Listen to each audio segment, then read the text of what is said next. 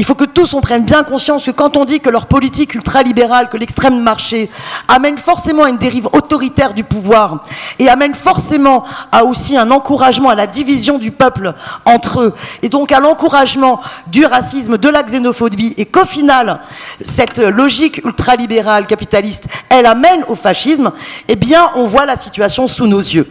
C'est-à-dire qu'on voit bien à travers le poids extrêmement important du Rassemblement national que ça ne tombe pas du ciel.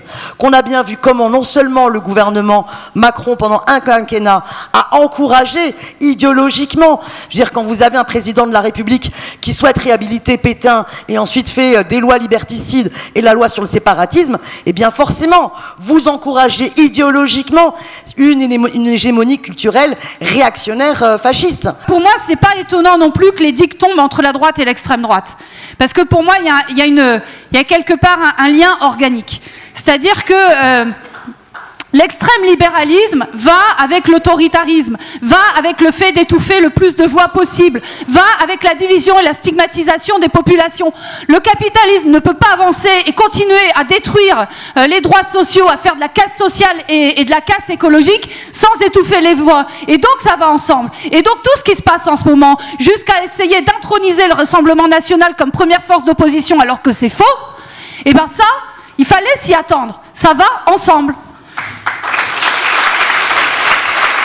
Et donc, voilà tout ce qu'a écrit par exemple Chamaillou sur le néolibéralisme autoritaire, ben voilà, on y est en fait, on y est. Et donc, c'est pas étonnant aujourd'hui d'ailleurs, et je crois qu'il faut il faut le dénoncer, parce que le Rassemblement national essaye maintenant de se faire la voix des quartiers, des couches populaires et tout ça.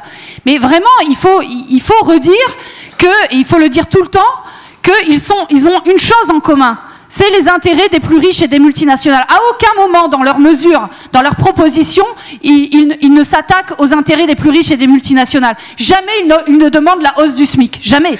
Jamais ils ne demandent le blocage des prix des produits de première nécessité. Pourquoi ? Parce qu'à chaque fois, ce serait du partage de richesses, ce serait un reversement, enfin rebalancer les équilibres entre les profits du capital et ce qui va aux salariés.